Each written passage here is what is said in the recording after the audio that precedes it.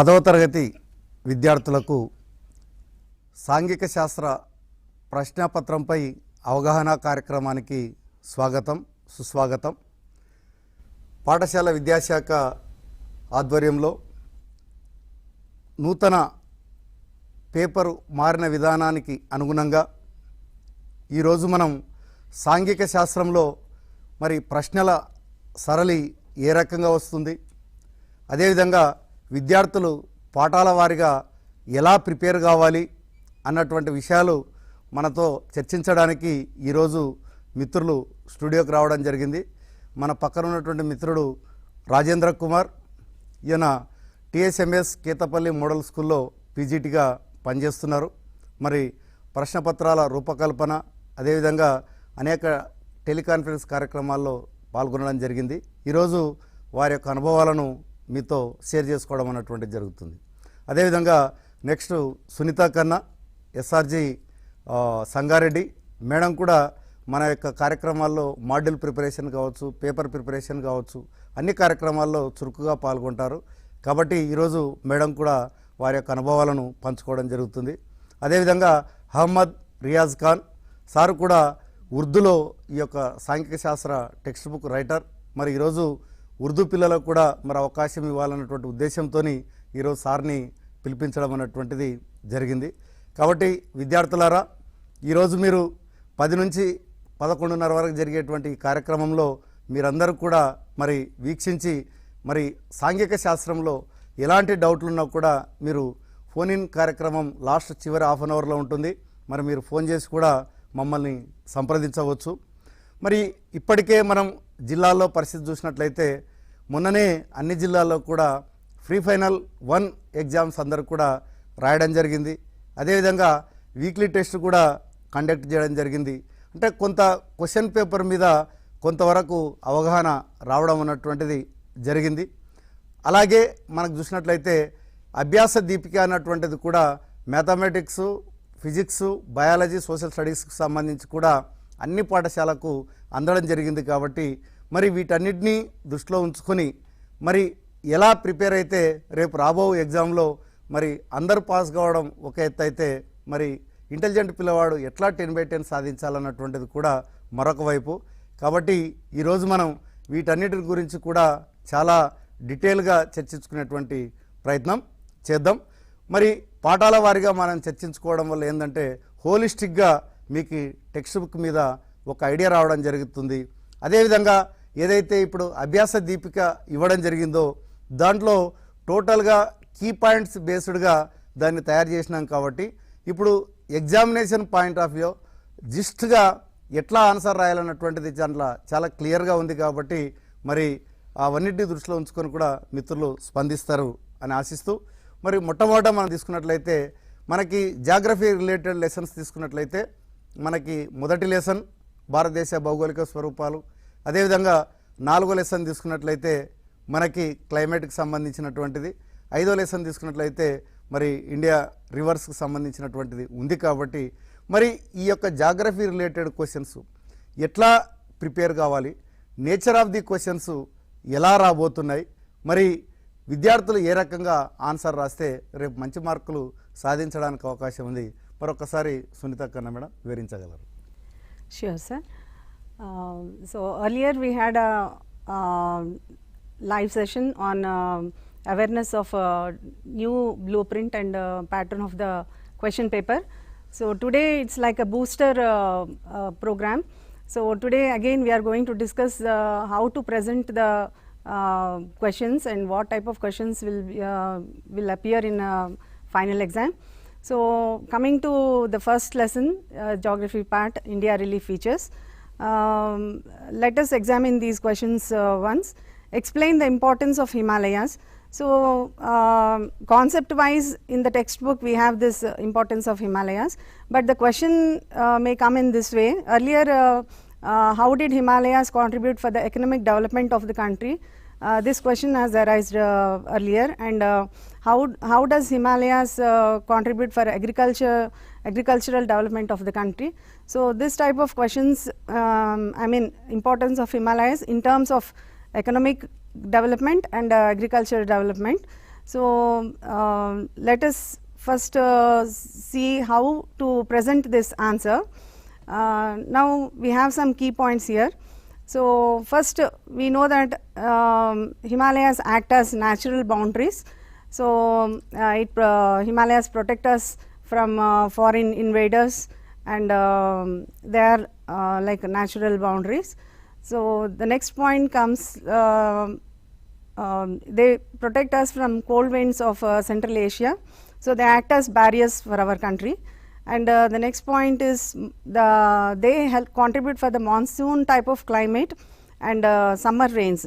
So the summer rains for India are Himalayas are the cause for summer rains in India, and many perennial rivers originate in Himalayas and glaciers of Himalayas.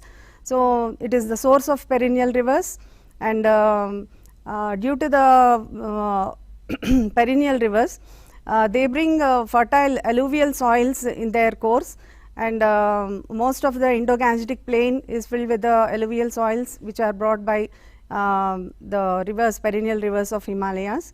And the next key point is Himalayas, there are many hill stations like Simla, Mussoorie, Nainital, Darjeeling, etc. So they bring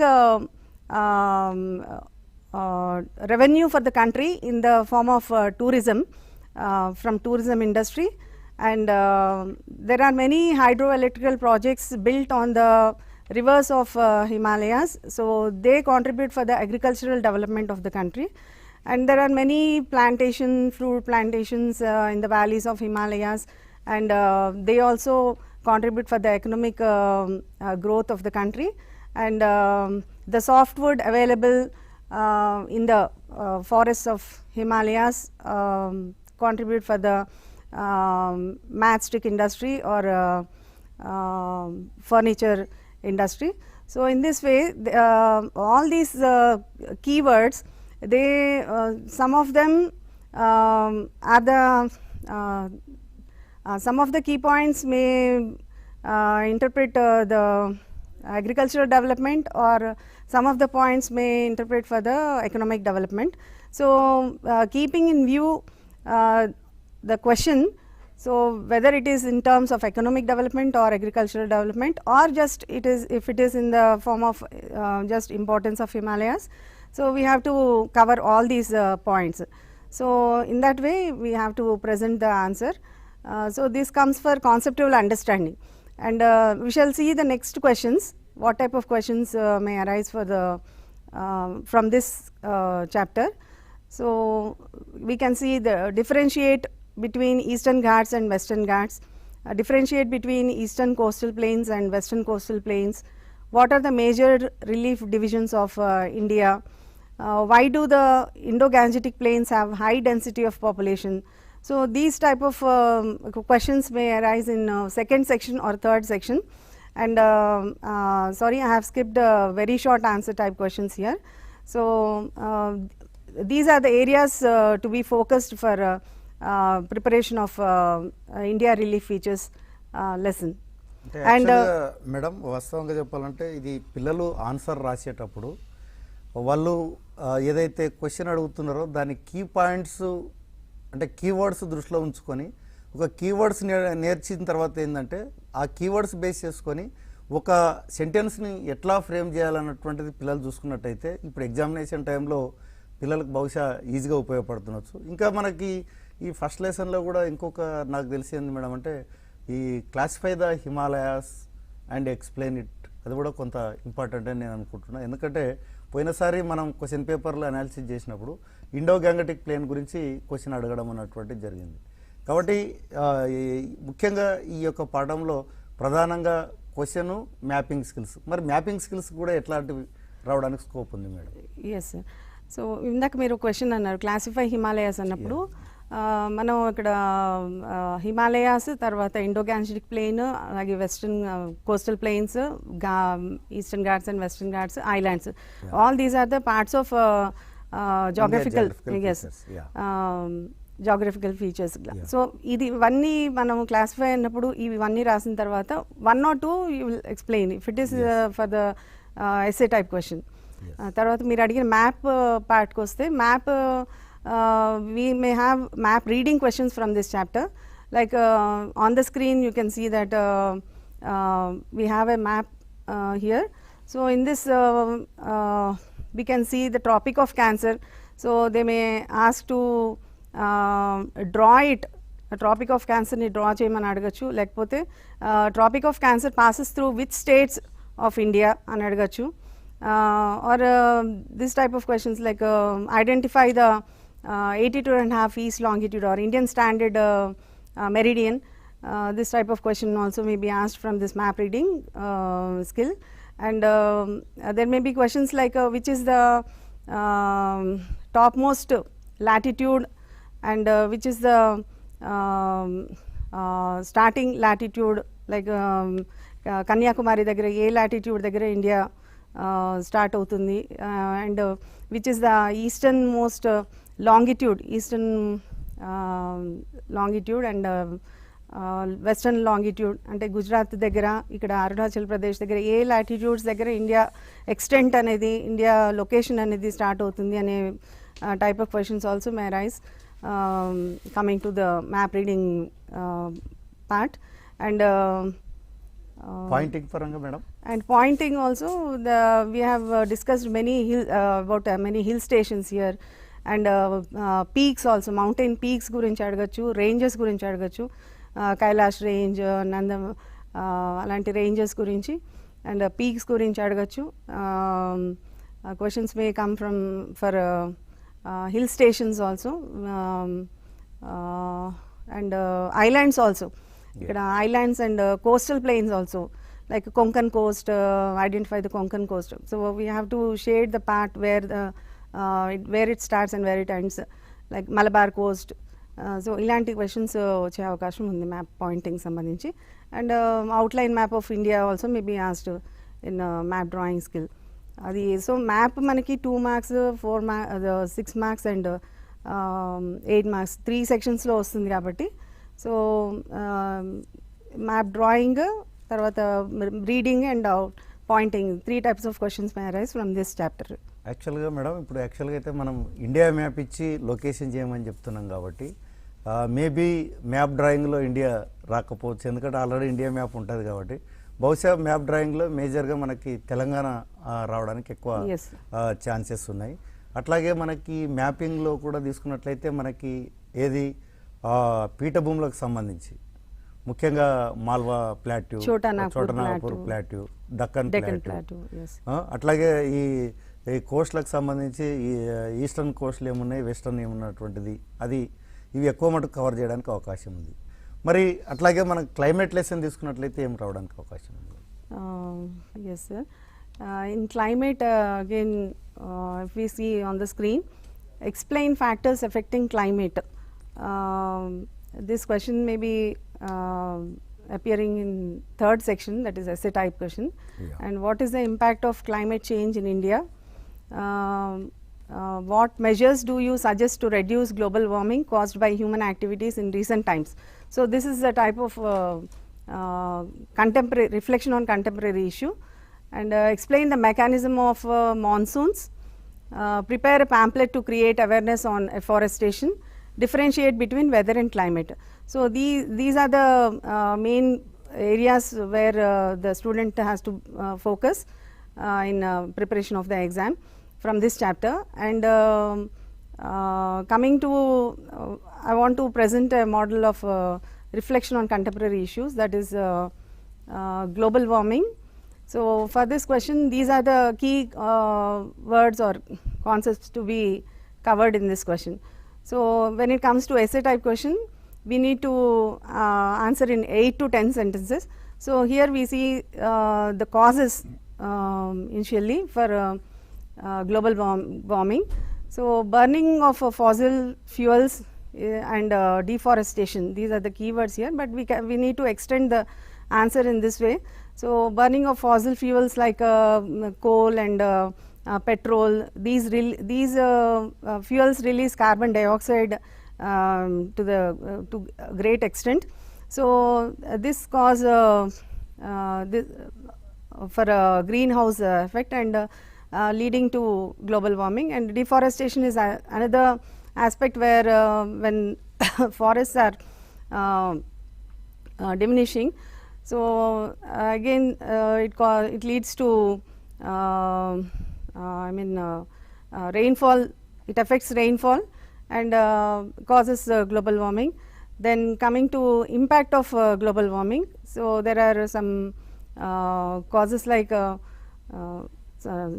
consequences like climate change is one of the impact of global warming, and depletion of ozone layer. So these greenhouse gases and carbon dioxide, methane, such gases damage the ozone layer and causing global warming. And reducing emission of greenhouse gases is these are the measures now which I am going to put in front. So reducing of emission of greenhouse gases like carbon dioxide, methane, and afforestation, planting more trees and increasing forest area, and encouraging public transport, adopting reuse, recycle, reduce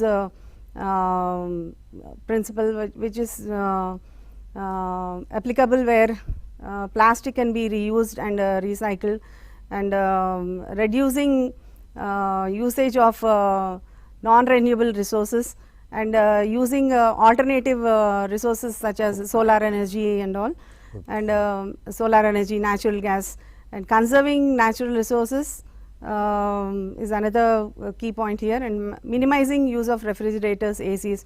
Okay. So all these points can be covered in essay type question. Okay madam, actual అయితే మనకి climate lesson అదే మనం answer రాసేటప్పుడు ఏంటంటే విద్యార్థులు ఏదైతే question అడిగిన వెంటనే దానికి సంబంధించినటువంటి కీ పాయింట్స్ మనకి కీవర్డ్స్ నోట్ చేసుకున్నట్లయితే రేపు ఎగ్జామ్లో ఆ క్వశ్చన్ వచ్చినప్పుడు ఆ కీ పాయింట్ బేస్ చేసుకొని పిల్లవాడు ఎక్స్టెన్షన్ చేస్తూ ఆన్సర్ రాస్తే సరిపోతుంది.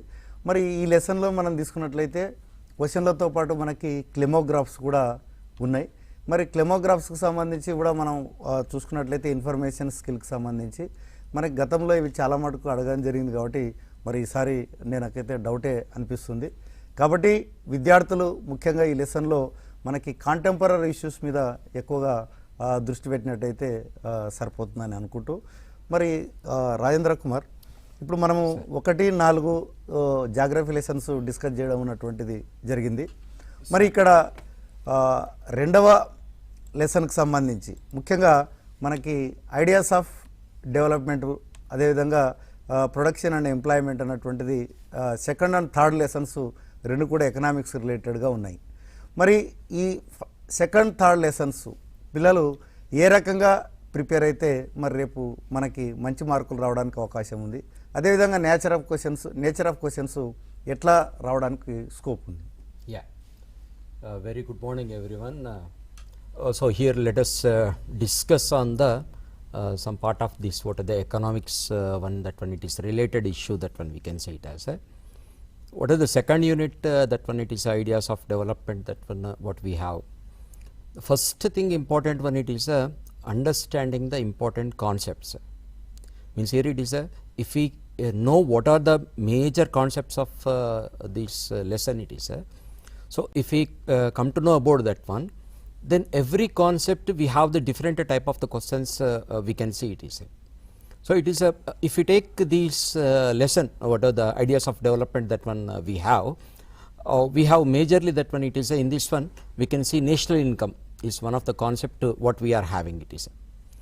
The national income means based on this one, based on the national income we have a question, that one it is means conceptual understanding what is national income, or here it is how the national income is calculated, that one it is. So basically we can see for the very short one we can see on this one it is. Then we have the per capita income it is there. How do we calculate the per capita income, or else what is per capita income, and how, where we are going to use this one it is. Means here it is if we going to advance into this lesson we have this whatever the human development index, that one it is there, So in that one we can see this part of this, what are the per capita income also it is, how that one it is a very important one, we can see it is and here it is a comparison of the countries what we have. Majorly here we compare with the whatever the two things are there. One it is human development index it is there, and another one it is based on the what are the per capita income it is there. So here we have a very clear question that when it is there, how do we compare the countries, what are the criteria that when it is used. So on this one we have to use means here it is a per capita income, that one it is a major one. Why? Because of we have what are the classified the countries based on that one. We have classified based on the per capita income as a developed countries and underdeveloped countries it is. So on this concept means whatever the per capita income it is there, and as well as the comparison of the countries are there, national income and per capita income, these two are the major concepts where we have to understand. And of course here comparison one another one, we are having the human development index. So when we come across the human development index, we will come across some of the important terms, that one it is infant mortality rate it is there, literacy rate it is there, net attendance rate it is there. So these are the very important social and economic indicators we have to understand that one, because of the question is based on even that one also, means what is infant mortality rate it is. So we have to give answer for that one. So when we are analyzing this what are the human development index concepts, we have to read that whatever the related terms which are used in that one also, and as well as here it is as a part of the development one. Here it is public facilities are very important.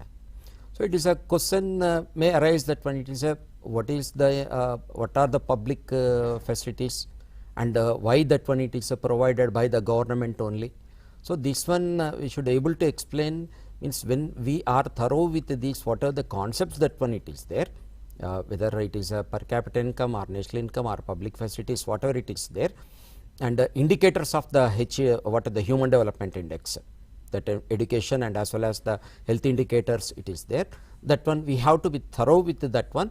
And then here it is we have a one what are the general contemporary one, gender bias it is there, means here it is giving more priority for the whether it is in the education or else whether it is in the nutrition or anything, that one it is giving priority to the male one, it is one of the important thing what we are having it is. So when we see some of the important questions of these chapter, that one it is here it is define per capita income, as already I said that one it is whereas a concept of the per capita income we have to, and how that one we will calculate it is total national income divided by the population, we get the per capita income it is. And of course this one can be even as a part of the MCQ also, because of asking in the MCQ also we can find these type of the question it is.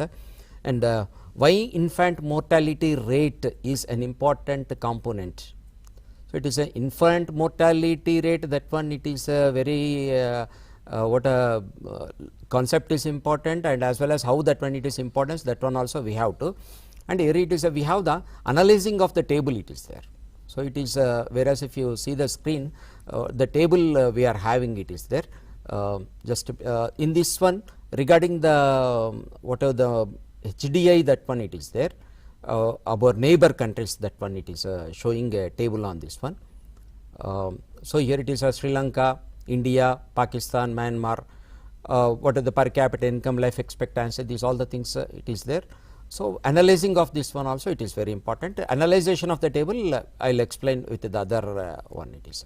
Okay Rajendra Kumar, యాక్చువల్గా అయితే మనకి ideas of development అన్నటువంటి చాప్టర్లో ముఖ్యంగా మనందరికి కూడా తెలుసు, maximum ఏంటంటే ఈ లెసన్ నుంచి మనకి వెరీ షార్ట్ క్వశ్చన్స్ రావడానికి ఎక్కువగా అవకాశం ఉంది. ఎందుకంటే ఇప్పుడు పర్ క్యాపిటల్ ఇన్కమ్ అంటే ఏంది, అదేవిధంగా మనకి దేశాలను వర్గీకరించడానికి వరల్డ్ బ్యాంక్ తీసుకున్నటువంటి క్రైటీరియా ఏంది, హెచ్డిఐలో ఉన్నటువంటి ముఖ్యమైనటువంటి అంశాలు ఏవి, అట్లాగే మనకి ఇప్పుడు ల్యాక్ ఆఫ్ గర్ల్స్ ఎడ్యుకేషన్ అంటే ఏమి, ఇప్పుడు మనకి బాలికల యొక్క హాజరు అన్నటువంటిది తగ్గుతుంది కాబట్టి అది ఎందుకు తగ్గుతుంది అన్నటువంటిది కాంటెంపరీ కింద అడగవచ్చు, లేదంటే దాన్ని ఒక పాంప్లెంట్ కింద అడగడానికి అవకాశం ఉంది.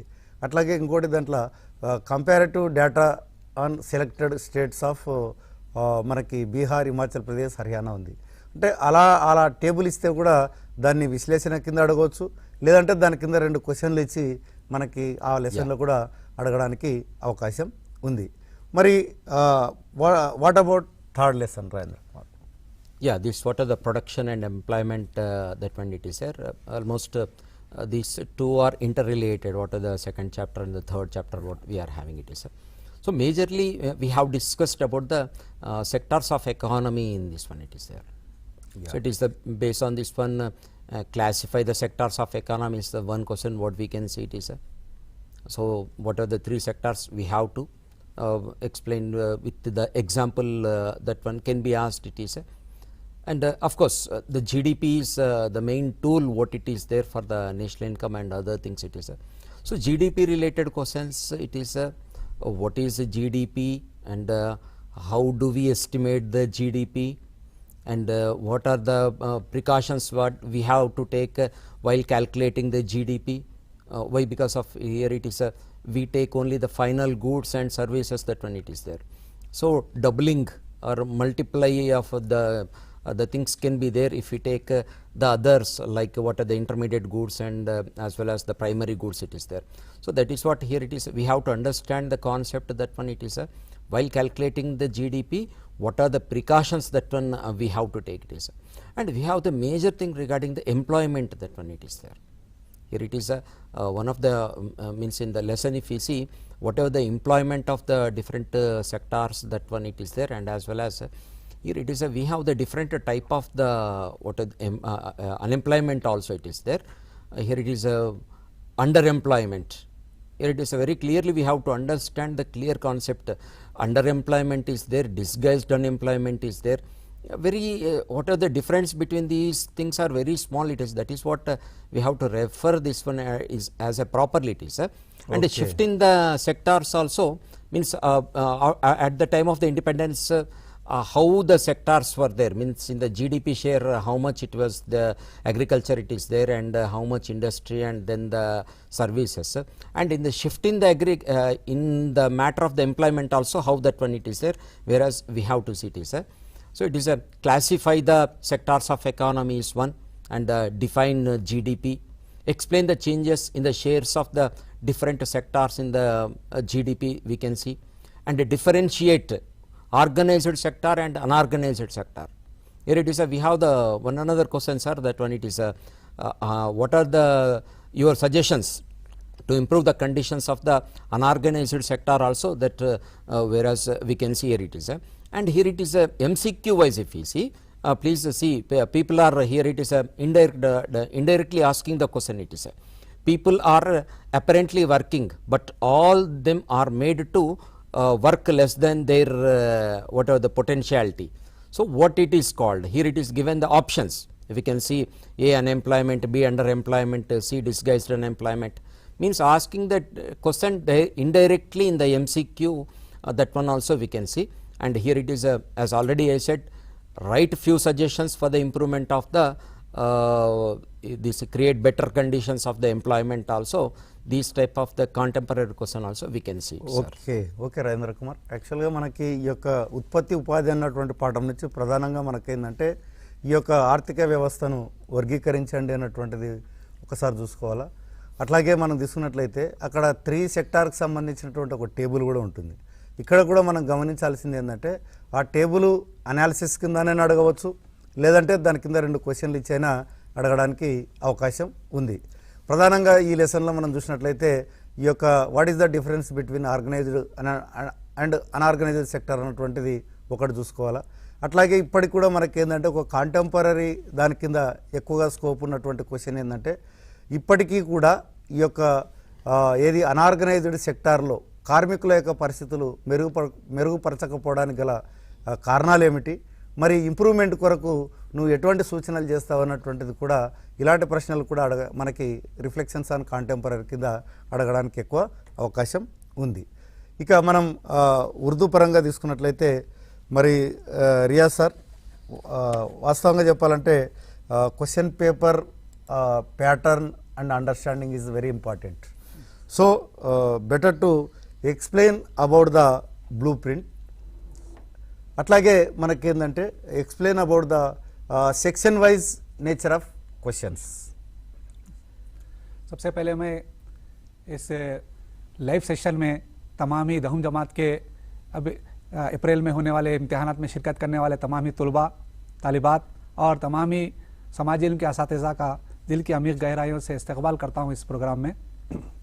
तो जिस तरह से अभी माहिरीन से आपने सुना है कि किस तरीके से इम्तिहान की तैयारी करना है, सवालात के जवाब किस तरह लिखना है, किस तरह के कलीदी नुकात को जहन में रखते हुए जवाब लिखना है. आइए अब हम सबसे पहले नज़र डालते हैं कि बेहतर इम्तिहान की तैयारी के लिए सबसे पहले हमको पर्चे सवालात से मुताल्लिक़ आगाही लाजमी है. पर्चे सवालात का खाका किस तरह से है और इसकी तरतीब किस तरह से है, किस नौइयत के सवालात पूछे जाने हैं. तो हम एक नज़र डालते हैं. आप स्क्रीन पर देखिए कि हमारा जो पर्चे सवालात जो होगा समाजी इल्म का इस बार दो हिस्सों पर मुश्तमिल होगा. हिस्सा ए यानी कि पार्ट ए और हिस्सा बी यानी कि पार्ट बी. हिस्सा ए में 3 किस्म के सवालात पूछे जाएंगे, 3 सेक्शन होंगे. हर सेक्शन में अलग अलग किस्म के सवालात पूछे जाएंगे. सबसे पहला सेक्शन में मुख्तसर तरीन जवाबी सवालात पूछे जाएंगे यानी कि वेरी शॉर्ट आंसर क्वेश्चंस. ये पहले सेक्शन में इस तरह के 6 सवालात होंगे और हर सवाल के लिए 2 निशान मुख्तस रखे गए हैं. इस तरह पहले सेक्शन में जुमला निशानात 12 होंगे. उसी तरह से हम देखेंगे दूसरा सेक्शन. दूसरे सेक्शन में मुख्तसर जवाबी सवालात होंगे. मुख्तसर जवाबी सवालात भी 6 पूछे जाएंगे और हर सवाल के जवाब के लिए 4 निशानात मुख्तस किए गए हैं. इस तरह इस सेक्शन के जुमला निशानात 24 होंगे. और सेक्शन 1 और सेक्शन 2 में जो सवालात दिए जाते हैं उनके तमाम सवालात के जवाब देना लाजमी होगा. और इसी तरीके से सेक्शन 3 में आपको यहाँ पर चॉइस रखी गई है, इंतखाब की सहूलत रखी गई है. यहाँ पर भी 6 सवालात पूछे जाएंगे. ये एस्से टाइप क्वेश्चन होंगे यानी कि तवील जवाबी सवालात होंगे और ये इसमें 6 सवालात पूछे जाएंगे लेकिन इनमें से कोई किसी 4 के जवाब लिखना का आपको एक इंतखाब रहेगा, आज़ादी रहेगी कि 6 में से किसी 4 के जवाब आपको लिखना है. और हर सवाल को के लिए 6 निशानात मुख्तस किए गए हैं. और इस तरह से सेक्शन 3 में भी जुमला निशानात आपको 24 हासिल होंगे. इस तरह पहला हिस्सा जो आपको जवाब बयाज में लिखना है, सवालात के जवाब तहरीर करने हैं जो 2.5 घंटे पर मुश्तमिल होगा पहला हिस्सा. और दूसरा हिस्सा जो है हिस्सा बी यानी कि पार्ट बी, उसमें आपको पार्ट बी दिया जाएगा अलग से आखिरी आधे घंटे में और उसमें कसीर इंतखाबी सवालात दिए जाएंगे. 20 सवालात होंगे और ये 20 निशानात पर मुश्तमिल होगा. और हर सवाल के लिए एक निशान मुख्तस किया गया है. और सबसे अहम बात यहाँ पर यह है कि आप जो पर्चे सवालात में जो पहले सेक्शन के जो जवाब लिखना है, साबिक़ा की तरह साबिक़ में जो 2 पर्चे हुआ करते थे तो पहले सेक्शन के जवाब 1 या 2 जुमलों में लिखना होता था. लेकिन अब यहाँ पर पहले सेक्शन के जो जवाब हैं 3 या 4 जुमलों में लिखना है और दूसरे सेक्शन के जो जवाब हैं वो 5 या 6 जुमलों में लिखना है और तीसरे सेक्शन के जो जवाब हैं तवील जवाबी सवालात वो आपको 8 या 10 जुमलों में तहरीर करने होंगे. और पार्ट बी ये तो हम वाकिफ़ है पहले से, ऑलरेडी हमने 3 क्यूमुलेटिव एग्ज़ाम्स हमारे डिस्ट्रिक्ट में हुए हैं, दूसरे डिस्ट्रिक्ट में क्यूमुलेटिव एग्ज़ाम्स हुए हैं और पार्ट प्री फाइनल 1 भी आपका कंप्लीट हो चुका है. आपको थोड़ी इससे आगाही हो चुकी भी होगी. तो अब सबसे अहम चीज़ ये है कि जवाब लिखने के लिए सवालात की नौइयत क्या होगी, किस किस्म के सवालात होंगे और उन सवालात को किस तरीके से आपको लिखना है, इस पर भी आपकी वाकिफ़ियत लाजमी है ताकि आप ज़्यादा से ज़्यादा नंबर हासिल कर सकें. तो आपको यहाँ पर स्क्रीन पर जो एक ब्लूप्रिंट नज़र आ रही है तो पर्चे सवालात इस ब्लूप्रिंट के मुताबिक ही होगा. यानी कि हमारे जो समाजी इल्म के 6 तालीमी मेयारात हैं, एकेडमिक स्टैंडर्ड्स हैं, हर तालीमी मेयार को वेटेज दिया गया है और दुश्वारी की सतह के रखी गई है और उस वेटेज के हिसाब से और दुश्वारी की सतह के लिहाज से सवालात पूछे जाएंगे. जैसे कि आप स्क्रीन पर देख सकते हैं कि तो सबसे पहली हमारी जो तालीमी मेयार है तसव्वुरात की तफहीम, उसके लिए 45% वेटेज रखा गया है, यानी कि 25 सवालात में ज़्यादा से ज़्यादा सवाल इसी एकेडमिक स्टैंडर्ड से आपको पूछे जाएंगे। और आप गौर कर सकते हैं यहाँ पर कि इसके लिए 42 निशानात मुख्तस किए गए हैं और आप देख सकते हैं कि तीनों सेक्शन में भी इसके सवालात पूछे जाएंगे।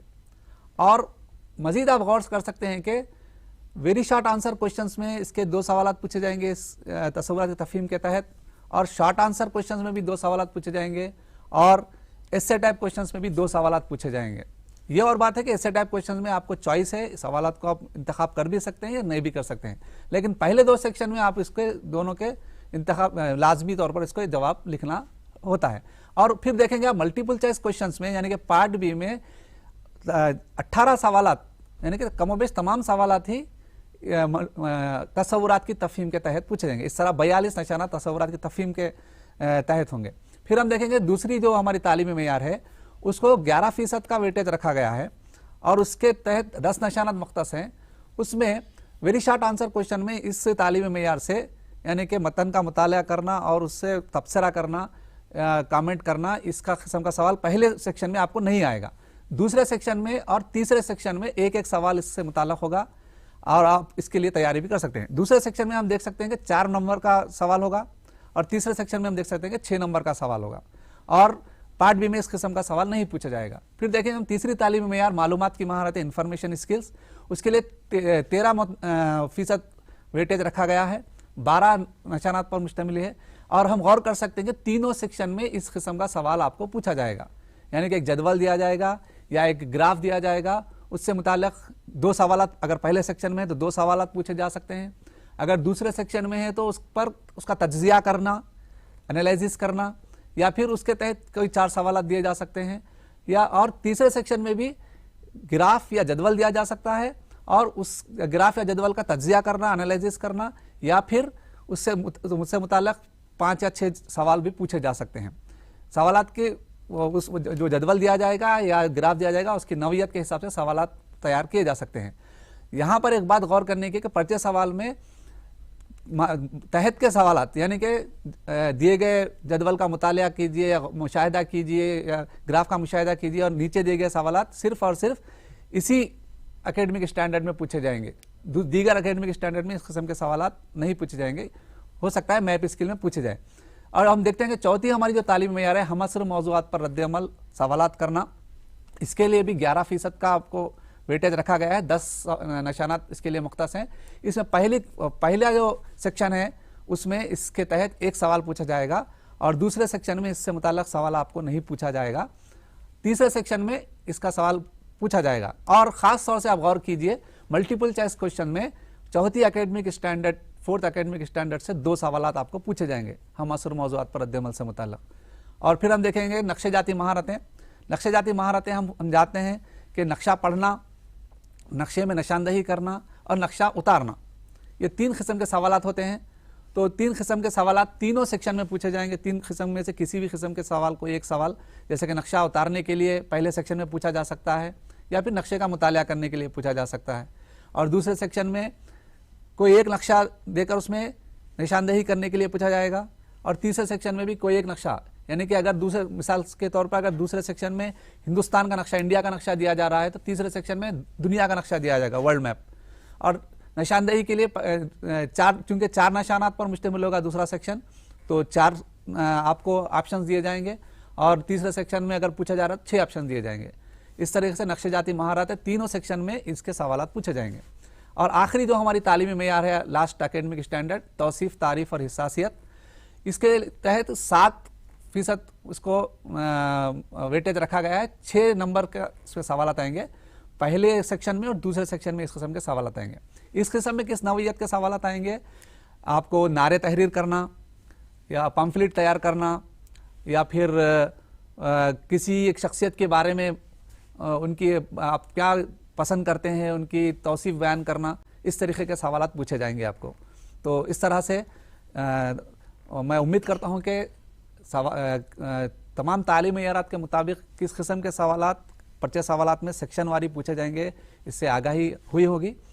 मैं ఓకే రైట్ రియాజ్ సార్, యాక్చువల్గా అయితే మనం క్వశ్చన్ పేపర్ బ్లూ ప్రింట్ అన్నటువంటిది చాలా ముఖ్యమైనటువంటి అంశం. ఎందుకంటే ఇప్పుడు ఎగ్జామ్ ప్రిపేర్ చేసేటప్పుడు ఏంటంటే పిల్లలకు వాళ్ళకి క్వశ్చన్ ఎట్లా వస్తుందనేది తెలుసు, కానీ ఏ విద్యా ప్రమాణానికి ఏ అకాడమిక్ స్టాండర్డ్కి ఎంత వెయిటేజ్ ఉందన్నటువంటిది వారికి తెలియదు. కాబట్టి ఉపాధ్యాయులుగా మనం చేయాల్సినటువంటి పని ఏంటంటే ఇప్పుడు ఈ టైంలో మీ పిల్లలు ఏ అకాడమిక్ స్టాండర్డ్లో కొంత వీక్ ఉన్నారు, ఇప్పుడు నేను దేని మీద దృష్టి పెట్టాలన్నటువంటిది కొంత మీరు ఐడెంటిఫై చేయాల్సినటువంటి అవసరం ఉంది. అట్లాగే విద్యార్థులారా మీరు కూడా ఏంటంటే మీరు ఏ క్వశ్చన్ రాయడంలో కొంత ఇబ్బంది పడుతున్నారో దాన్ని మీ టీచర్ చెప్పినట్లయితే ఆ క్వశ్చన్ ఏ అకాడమిక్ స్టాండర్డ్ కింద వస్తుందన్నటువంటిది మీ టీచర్కి తెలుసు, కాబట్టి మీకు ఖచ్చితంగా గైడ్ చేయడం అన్నటువంటిది జరుగుతుంది. ఎప్పుడైతే మనం హోలిస్టిక్గా క్వశ్చన్ పేపర్ మీద అండర్స్టాండింగ్ ఉంటుందో కొంత సగం కాన్ఫిడెన్స్ మనం బిల్డప్ చేసినట్టు అవుతుంది. ఇప్పుడు ఇందాక సార్ చెప్పినట్టు కూడా ఏంటంటే ఇప్పుడు మ్యాపింగ్ స్కిల్స్లో మనకు తెలుసు ఏది తెలంగాణ మ్యాపు మనకి వెరీ షార్ట్లో రావడానికి ఎక్కువ స్కోప్ ఉంది. అదేవిధంగా వరల్డ్ మ్యాపు ఇండియా మ్యాపు మనకి 4 మార్కులు వస్తుంది, అట్లాగే 6 మార్క్స్లో కూడా వస్తుంది. కాబట్టి బిలో యావరేజ్ చిల్డ్రన్ ఎవరైతే ఉన్నారో ఇలాంటి దాని మీద కొంత ఎక్కువ దృష్టి పెట్టడం వల్ల రేపు అట్లీస్ట్ పిల్లవాడు పాస్ కావడానికి ఎక్కువ అవకాశం ఉంది. మేడం ఒకసారి మనం అది డిస్కస్ చేసాం.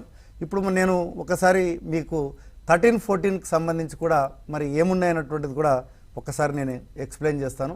వాస్తవంగా మనం చూసుకున్నట్లయితే వలస పాలిత ప్రాంతాలైనటువంటి ఈ యొక్క ఏది చైనా అదేవిధంగా నైజీరియాకి సంబంధించి 13వ పాఠంలో మనం డిస్కస్ చేయడం అనేటువంటిది జరుగుతుంది. ముఖ్యంగా ఇది పోయినసారి డిలీటెడ్ దాంట్లో ఉండే, ఈసారి మాత్రం మన సిలబస్లో ఉంది. కానీ ప్రధానంగా దీంట్లో ముఖ్యంగా చెప్పాలంటే ఏంటంటే 𝗧-𝗦𝗔𝗧 ప్రవేశపెట్టినటువంటి 3 సిద్ధాంతాలు ఏదన్నటువంటిది కొంత ఎక్కువ అడగడానికి అవకాశం ఉంది.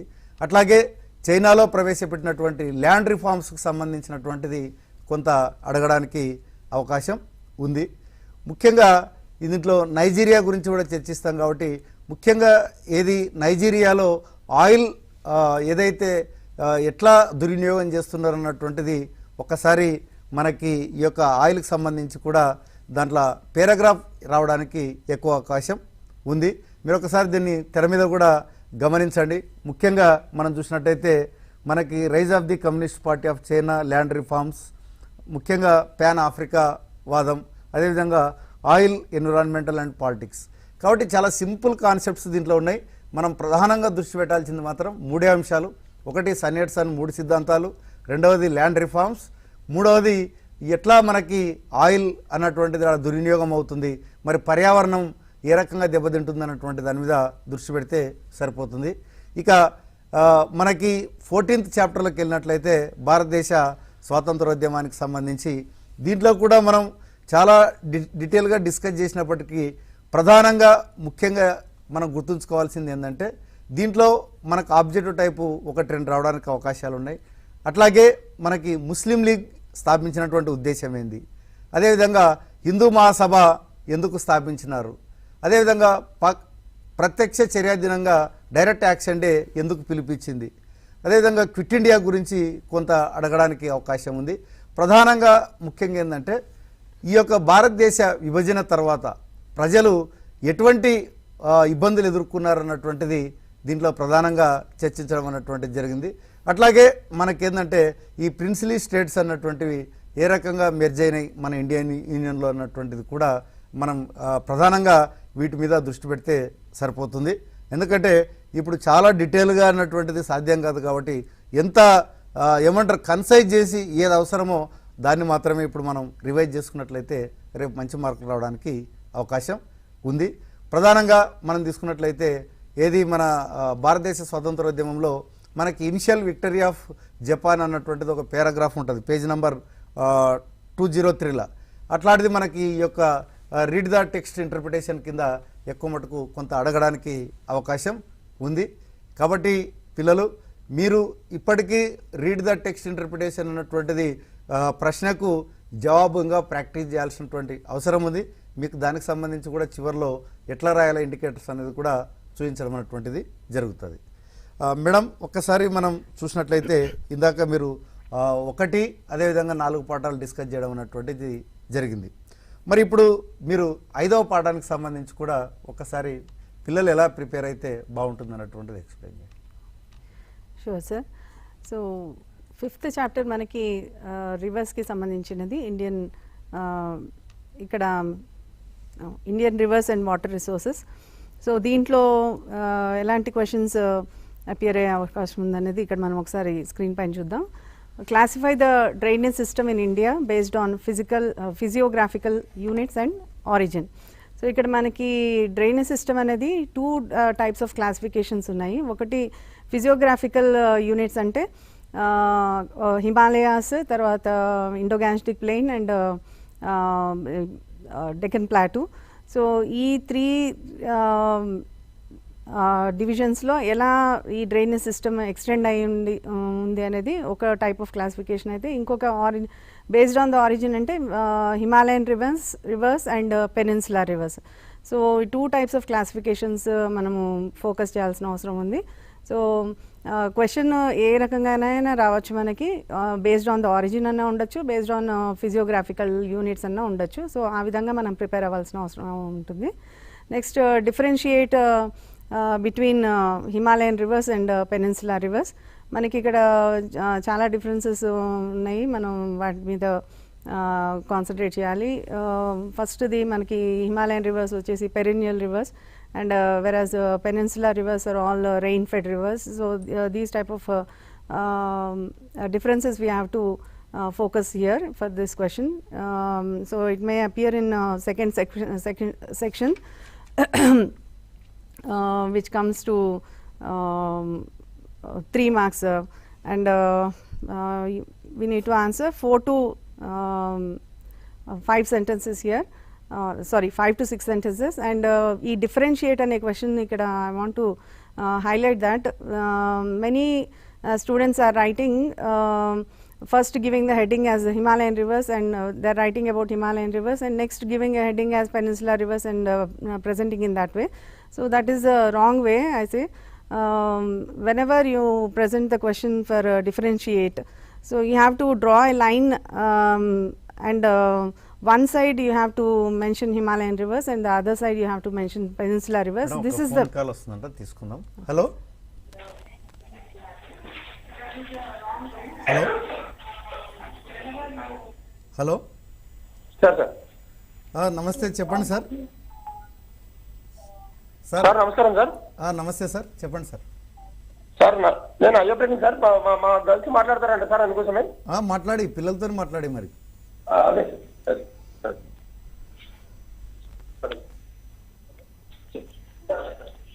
Sir good morning sir. Good morning అమ్మా. సార్ సార్ నేను బాయ్స్ స్కూల్ నుంచి మాట్లాడుతున్నాను sir, Narayanpet district. Okay, Dhanwada high school, చెప్పమ్మా.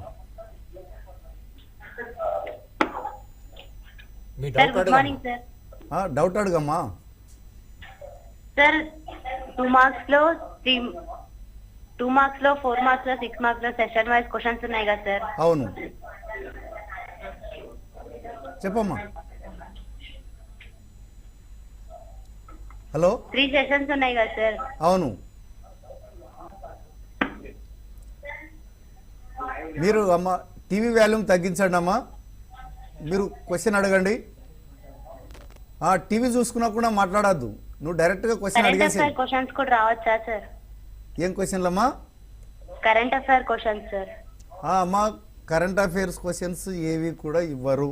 ఓన్లీ మీకు ఆబ్జెక్టివ్ టైప్లో మాత్రం 2 బిట్లు కరెంట్ అఫైర్స్ కింద అడగడానికి అవకాశం ఉంది.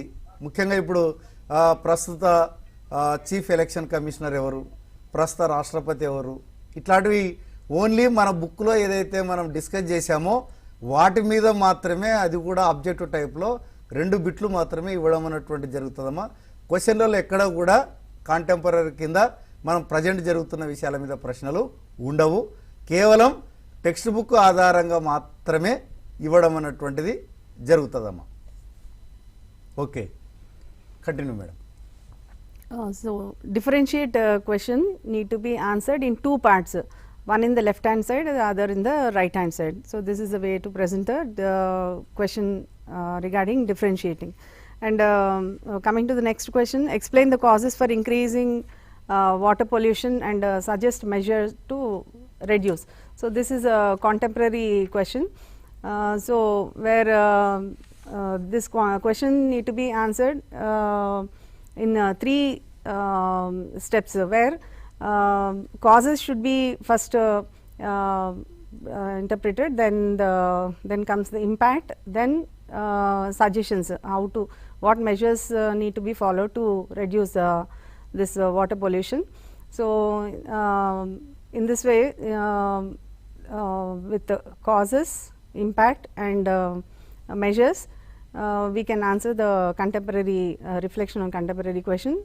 It comes for if it comes for essay type, that is 6 marks question, it need to be answered in 10 to 12 sentences. If it comes for 4 marks in the second session, 3 marks in the second section, it need to be answered in 4 marks. 4 marks in second section, it need to be answered in 5 to 6 sentences. So next question, what are the challenges faced in the water resources in Tungabhadra basin? So there are many challenges for Tungabhadra basin, like pollution and deposition of silt and dumping of toxic substances. So all these challenges need to be focused to answer this question. And now let us see a paragraph here. Why? Because this is the chapter where many contemporary and there is a scope for commenting on the different paragraphs, since it is a contemporary chapter. So now Tungabhadra water disputes, let us see how to present this question. So please change the slide. Yeah. So this is a paragraph about conflicts between Karnataka and Telangana. Andhra Pradesh. Yes. So Tungabhadra river water is shared with these 3 states and generally related to availability of water or use. Water is flow resource and storage or use upstream affects what is available to the people downstream. This is a part of a paragraph, that is a passage. So now the introductory step for presenting this answer should be in this way. So this paragraph is about disputes between states sharing water resources, and now I start interpreting my answer in this way. That is, whatever is there in the passage, the content I am presenting in my own words. So, sir. Yeah. So river water of Tungabhadra is shared by Karnataka, Telangana and Andhra Pradesh. This is what given in the passage. I expressed it in my own words. Phone call వస్తుంది ఒకసారి. Hello hello నమస్తే, చెప్పండి sir. నమస్కారం sir. నమస్తే sir. మేము జగిత్యాల జిల్లా మేడిపల్లి మండలం నుండి మాట్లాడుతున్నాం సార్. ఓకే, చెప్పు సార్. సార్, మనకి క్వశ్చన్ పేపర్లో ఇప్పుడు మనకు భాగంగా మనం పాంప్లెట్, స్లోగన్స్, లెటర్ రైటింగ్ నేర్పించాం కదా పిల్లలకి. అవును. అవి ఏవి భాగంలో వచ్చే అవకాశం ఉంది? ఇప్పుడు స్లోగన్స్ తీసుకుంటే ఎట్లాంటి అంశాలలో స్లోగన్స్ అడిగే అవకాశం ఉంది? ఓకే. పాంప్లెట్ లో ఎట్లాంటి అంశాలు అడిగే అవకాశం ఉంది? ఒకసారి అవగాహన కల్పిస్తే పిల్లలకు ఉపయోగపడుతుందని అనుకుంటున్నాను. ఓకే, ఖచ్చితంగా సార్. యాక్చువల్గా అయితే మనకి ఈసారి అప్రిషియేషన్ అండ్ సెన్సిటివిటీకి మనకు వెయిటేజ్ ఎంత సార్ అంటే 6 మార్క్స్ వెయిటేజ్ ఉంది. దీంట్లో మనకు ప్రధానంగా గమనించాల్సింది సార్ మిత్రులందరూ కూడా, వెరీ షార్ట్ క్వశ్చన్లో మనకి స్లోగన్ కానీ లేదా క్వాలిటీస్ ఆఫ్ గ్రేట్ పర్సనాలిటీ కానీ రావడానికి అవకాశం ఉంది. ఆ రెండిట్లో ఏదో ఒకటి వస్తుంది. అట్లాగే మనకి షార్ట్ క్వశ్చన్స్లో మనం తీసుకున్నట్లయితే ఏంటంటే లెటర్ కానీ పాంప్లెంట్ కానీ రావడానికి అవకాశం ఉంది. మరి ఇక్కడ గమనించాల్సింది ఏంటంటే మరి ఏ ఏ టాపిక్స్ తీసుకుంటారో అన్నటువంటిది గమనిస్తే మనకి ఏంటంటే ఏవైతే మనం టెక్స్ట్ బుక్లో డిస్కస్ చేశామో, ఇప్పుడు సపోజ్ ఉదాహరణకు తీసుకున్నట్లయితే గర్ల్స్ అటెండెన్స్ అన్నటువంటిది కొంత తక్కువ ఉంటుంది. కాబట్టి ఇక్కడ మనకి prepare a pamphlet on improving the girls attendance అన్నటువంటిది అడగడానికి అవకాశం ఉంటుంది. అట్లాగే మనకి సపోజ్ లెటర్ విషయానికి తీసుకున్నట్లయితే ఇక్కడ right a letter to the concerned officer to improve the conditions, workers conditions, those who are working in unorganized sector. అంటే ఏమి అవ్యవస్థీకృత రంగంలో పనిచేసేటువంటి కార్మికుల యొక్క పరిస్థితులు మెరుగుదలకు సూచనలు చేస్తూ సంబంధిత అధికారికి లేఖ రాయండి అన్నటువంటిది అడగడానికి అనుకుంటున్నది. అట్లాగే మనకి నెక్స్ట్ మనం చూసుకున్నట్లయితే prepare a pamphlet on global warming, అదేవిధంగా prepare a pamphlet on globalisation, prepare a pamphlet on prevent wars. అంటే మన టెక్స్ట్ బుక్లో ఉన్నటువంటి ఏదైతే మనం ఇష్యూస్ అయితే డిస్కస్ చేస్తున్నామో వాటి మీదనే అడగడానికి అవకాశం ఉంది. అట్లాగే prepare a pamphlet on importance of organic farming. అదేవిధంగా మనకేందంటే write a letter to the concerned officer to suggest some measures proper implementation of public distribution system. అంటే ఇక్కడ ఇలాంటివి అంటే టెక్స్ట్ బుక్లో ఉన్నటువంటి దానిల మీద మాత్రమే అది క్వశ్చన్ అన్న రావచ్చు, లేదంటే పాంప్లెంట్ అన్న రావచ్చు. అందుకే ఉపాధ్యాయ మిత్రులకి కొద్దిగా విన్నవించడం ఏంటంటే జస్ట్ ఒక 10-15 ఏది ఇష్యూస్ ఐడెంటిఫై చేసి మీరు పిల్లలకి ఏం చేయాలంటే ఒక 3 కాలమ్స్ కొట్టుకోవాలి. ఆ సమస్యకు కారణాలు ఏందన్నటువంటిది ఫస్ట్ కాలంలో డిస్కస్ చేయాలి పిల్లలతో. ఆ సమస్య ఉండడం వల్ల మనమేం ప్రాబ్లమ్స్ ఫేస్ చేస్తున్నాం ప్రజెంట్గా, ఫ్యూచర్లో మనం ఏం ప్రాబ్లమ్స్ ఫేస్ చేస్తామన్నటువంటిది ప్రాబ్లమ్స్ అండ్ కాన్సిక్వెన్సెస్ అన్నటువంటిది రెండో కాలంలో మీరు డిస్కస్ చేయాలి. మరి ఆ ప్రాబ్లమ్ని మనం ఓవర్కమ్ కావాలంటే ఏం చేయాలి అన్నటువంటిది సజెషన్స్ ఏందన్నటువంటిది మూడో కాలంలో మనం డిస్కస్ చేయాలి. దీనివల్ల ఏమవుతుంది సార్ అంటే మనకి రిఫ్లెక్షన్స్ ఆన్ కాంటెంపరీ ఇష్యూస్ కింద క్వశ్చన్ అడిగినా పిల్లవాడు దీన్ని బేస్ చేసుకుని ఆన్సర్ రాయొచ్చు. అట్లాగే అప్రిషియేషన్ అండ్ సెన్సిటివిటీ కింద లెటర్ అడిగినా లేదంటే పాంప్లెంట్ ప్రిపేర్ చేయమన్నా కూడా దీని ఆధారంగానే పిల్లలు మనకి రాయడానికి అవకాశం ఉంది. కాబట్టి కొంత ప్లాన్ చేసుకొని పిల్లలతోని ఊకే చదువుకోండి అని చెప్పకుండా మనం ఒక ఇష్యూ మీద పిల్లలతో డిస్కస్ చేయడం వల్ల ఏమవుతుందంటే రేపు పబ్లిక్లో వాడు ఓన్ పర్సెప్షన్తో ఎగ్జామ్ రాయడానికి అవకాశం ఉంది. స్లోగన్స్ కూడా సార్ సేమ్ ఇట్లాగే మనకేంటంటే సపోజ్ ఇప్పుడు డిక్రీజింగ్ గ్రౌండ్ వాటర్ ఉంది, prepare A slogans on awareness among the public decreasing ground water level. అట్లాగే మనకేంటంటే గర్ల్స్ ఎడ్యుకేషన్ మీద ఒక అవేర్నెస్ ఇవ్వచ్చు, వార్స్ మీద ఒక అవేర్నెస్, ఇవన్నీ కూడా మనకేంటంటే ఏది స్లోగన్స్కి ఉంది. ఇక మనకి గ్రేట్ పర్సనాలిటీస్ అన్నప్పుడు కొద్దిమంది ఉన్నారు. మరి ఈసారి ప్రధానంగా మనం డాక్టర్ బిఆర్ అంబేద్కర్ గారు, అదేవిధంగా మహాత్మా గాంధీ, వీరందరూ కూడా ఏంటంటే గ్రేట్ పర్సనాలిటీస్. కాబట్టి మనము పిల్లలకు కూడా ఇక్కడ ఏం చేస్తున్నారు సార్ అంటే వాడు వేగ్గా ఆన్సర్ రాస్తున్నాడు. ఇప్పుడు సపోజ్ మీకు మహాత్మా గాంధీలో నచ్చిన గుణం ఏంది అన్నప్పుడు నాన్ వైలెన్స్ అండ్ ట్రూత్ అని పిల్లవాడు రాసినప్పుడు నాన్ వైలెన్స్ గురించి వాడు ఎందుకు నచ్చింది అన్నప్పుడు ఏంటంటే ఏదైతే ఈ యొక్క సహాయ నిరాకరణ ఉద్యమంలో మనకి చౌరీ సంఘటన ఆధారంగా జరిగినప్పుడు గాంధీజీ ఎంత ఉధృతంగా ఉన్నప్పటికీ కూడా ఆ యొక్క దాన్ని నిలిపివేసి ఇంకా ప్రజలు అహింస వైపు రాలేదు అన్నటువంటి ఉద్దేశంతో దాన్ని ఆపేయడం అన్నటువంటిది జరిగింది. అలాంటి సంఘటనలు పిల్లలు రాసేటట్టు చూడాలి. అట్లాగే మనకి సత్యము అన్నప్పుడు అతడు సత్యం కొరకు ఎంత నిష్టగా తన పాఠశాల జీవితంలో ఏదైనా పక్కలో చూసి రాయమన్నప్పుడు నేను రాయనన్నటువంటిది కూడా అతడు తన లైఫ్లో ఎదుర్కొన్నాడు. అంటే ఇలాంటి సంఘటనలు ఎందుకు నచ్చింది అన్నప్పుడు ఇలాంటివి రాస్తేనే బాగుంటుంది. కానీ మన పిల్లలు ఏం చేస్తున్నారంటే నాకు మహాత్మా గాంధీ అంటే ఇష్టం, ఆయన చాలా గొప్ప లీడరు అంటే వేగ్గా ఎందుకు రాస్తున్నారు సెంటెన్సెస్ అంటే ప్రధానమైనటువంటి కారణం ఏంటంటే ఆన్సర్ ఎలా రాయాలన్నటువంటిది ఉపాధ్యాయ మిత్రులు పిల్లలతోని వీటి మీద స్పెసిఫిక్గా చర్చిస్తే తప్ప మీరు కాంక్రీట్ ఆన్సర్ని మనం ఎగ్జామ్లో ఎక్స్పెక్ట్ చేయలేం.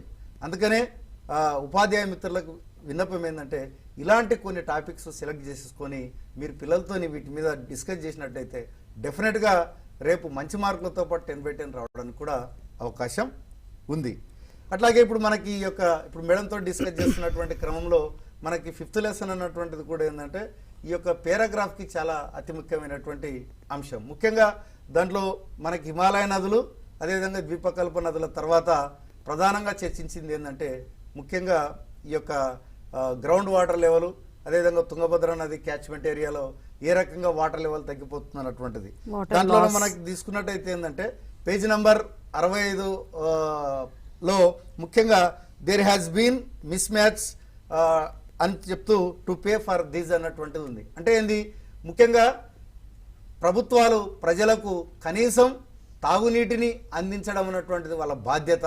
కానీ దానిలో కూడా పైసలు వసూలు చేయడం అన్నటువంటిది అది కరెక్ట్గా అదన్నటువంటిది ఆ పారాగ్రాఫ్లో ఉంది. మరి ఇలాంటి ఇష్యూస్ మీద పిల్లవాళ్ళు వాళ్ళ యొక్క ఒపీనియన్ని చెప్పాల్సినటువంటి అవసరం ఉంది. కాబట్టి ఇలాంటి పారాగ్రాఫ్స్ కొంత ఐడెంటిఫై చేసి మీరు పిల్లలతోని ప్రాక్టీస్ చేయించినట్లయితే వస్తుంది. మిత్రులారా, ఒకటే మనం బాగా గమనించినాం ఆన్సర్లు. ఏదైతే పిల్లలకి చెప్పి వదిలేస్తే రాదు. పారాగ్రాఫ్ అన్నప్పుడు ఎట్లా ఆన్సర్ రాయాలన్నటువంటిది వాళ్ళతో రాయించి ప్రాక్టీస్ చేయిస్తేనే వస్తుంది. కాబట్టి ఆ దిశగా మీరు ప్రయత్నం చేయాలి.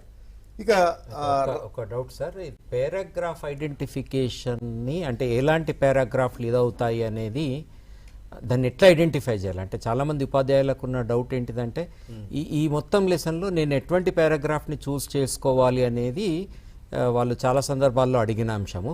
దానికి యాక్చువల్గా రాజేంద్ర కుమార్ వాస్తవంగా చెప్పాలంటే ఇది చాలా ఒక ఫోన్ కాల్ వస్తుంది. హలో హలో చెప్పమ్మా. Sir good morning sir. నేను అనురాధ సార్, జడ్పేట సుప్పులంతల నాగకర్నూలు. చెప్పండి madam. Sir good morning sir. Good morning అమ్మా, చెప్పమ్మా. సార్ ఇప్పుడు మనకు మొన్న pre final exams, first pre final నిన్న జరిగిన ఎగ్జామ్ లో అవును ఓన్లీ మ్యాప్ లొకేషన్ లో వరల్డ్ మ్యాప్ మాత్రమే ఇచ్చారు కదా సార్. ఇండియా మ్యాప్ పెట్టడానికి అవకాశం ఉందా, లేకపోతే నెక్స్ట్ కూడా అట్లనే అదే కంటిన్యూ అవుతుందా సార్? వాస్తవంగా చెప్పాలంటే మేడం, ఇప్పుడు ప్రీ ఫైనల్ ఉన్నటువంటిది ఆయా జిల్లాల వాళ్ళే తయారు చేసుకోవడం జరిగింది. కాబట్టి కొంత మీకు కన్ఫ్యూజ్ ఉండడం అంటే సహజమైన విషయం. కానీ మనకి ఏదైనప్పటికీ కూడా ఎస్సీఆర్టీ విడుదల చేసినటువంటి మోడల్ పేపర్ మన ఎస్సీఆర్టీ వెబ్సైట్లో పెట్టడం జరిగింది. అది మనకి మోడల్గా ఉంటుంది. మీరు దాన్ని గమనించినట్లయితే మీకు వెరీ షార్ట్లో తెలంగాణ అవుట్లైన్ ఇవ్వడం అన్నటువంటిది జరిగింది. అట్లాగే షార్ట్లో వరల్డ్ మ్యాప్ ఇచ్చి లొకేషన్ ఇవ్వడం అన్నటువంటిది జరిగింది. ఎస్ఏ టైప్లో ఇండియా ఇచ్చి లొకేషన్ ఇవ్వడం జరిగింది. కాబట్టి ఖచ్చితంగా మేడం ఇటు మ్యాప్ డ్రాయింగ్ వస్తుంది, అదేవిధంగా వరల్డ్ మ్యాప్లో లొకేషన్ వస్తుంది, ఇండియా మ్యాప్లో కూడా లొకేషన్ వస్తుంది. కాబట్టి మీరు ఇటు వరల్డ్ మ్యాప్ ప్రాక్టీస్ చేయించండి, అటు ఇండియా మ్యాప్ కూడా ప్రాక్టీస్ చేయండి. రెండింటి మీద ఖచ్చితంగా ప్రశ్నలు రావడం అన్నటువంటిది జరుగుతుంది మేడం. ఓకే, ఇప్పుడు రాజేంద్ర కుమార్ అడిగినట్టు ముఖ్యంగా ఈ పారాగ్రాఫ్ ఐడెంటిఫై చేయడం అన్నటువంటిది చాలామందికి ఒక ఛాలెంజింగ్ టాస్కే. ఎందుకంటే ఒక పారాగ్రాఫ్ ఐడెంటిఫై చేస్తున్నాము అంటే అక్కడ మన యొక్క అభిప్రాయాన్ని వ్యక్తం చేయడానికి స్కోప్ ఉందా లేదన్నటువంటి ప్రధానంగా చూడాలి. ఇది ఫస్ట్ థింగ్. రెండవది ఏంటంటే ఎప్పుడు అభిప్రాయాన్ని వ్యక్తం చేయడానికి స్కోప్ ఉంటుంది? ఆ పారాగ్రాఫ్లో సమస్య ఉంటేనే సాధ్యమవుతుంది. కాబట్టి పారాగ్రాఫ్ ఐడెంటిఫై చేసేటప్పుడు సాధ్యమైనంత వరకు ఫస్ట్ కండిషన్ ఏంటంటే పారాగ్రాఫ్స్ కంటైన్ 3 to 4 లైన్స్. ఇది ఫస్ట్ కండిషన్. ఎందుకంటే ఒక పెద్ద పారాగ్రాఫ్ ఇచ్చినామనుకోండి, పిల్లగాడు దాన్నే మళ్ళీ రిపీట్గా ఎత్తిరాయడం అనేటువంటిది జరుగుతుంది.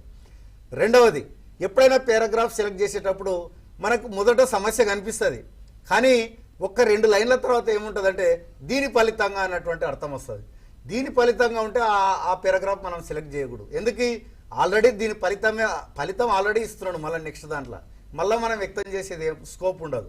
కాబట్టి అదొకటి బాగా జాగ్రత్తగా చూసుకోవాలి. కాబట్టి ఒక పారాగ్రాఫ్లో 3 నుంచి 4 లైన్లు ఉండాలి, దాంట్లో సమస్య ఉండాలి. ఆ సమస్య మీద పిల్లలతో మీరు చర్చించి ఉండాలి.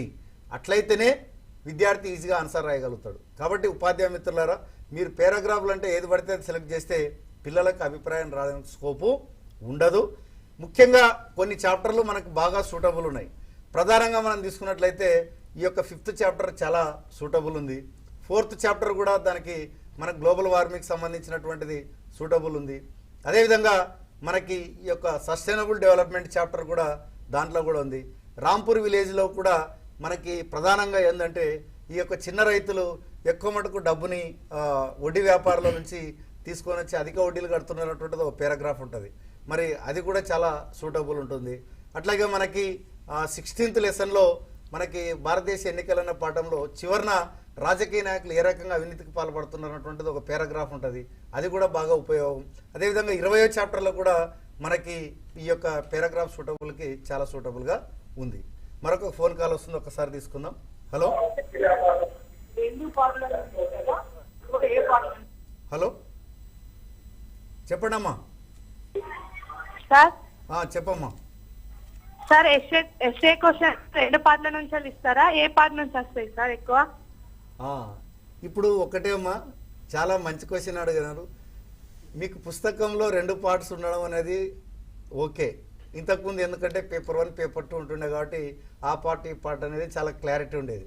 ఇప్పుడు చాలామందికి ఒక డౌట్ ఏంటంటే అది హిస్టరీ నుంచి వస్తాయి అంటే రెండవ పార్ట్ నుంచి వస్తాయా ఫస్ట్ పార్ట్ నుంచి వస్తాయా అన్నటువంటిది. అమ్మ ఇప్పుడు ఒకటే బుక్ ఒకటే పేపర్ 21 ప్రశ్నలు, దీంట్లో పార్ట్ అనేది మేము మర్చిపోయినాం. ఇప్పుడు మీరు అడుగుతున్నారు కాబట్టి చెప్తున్నా.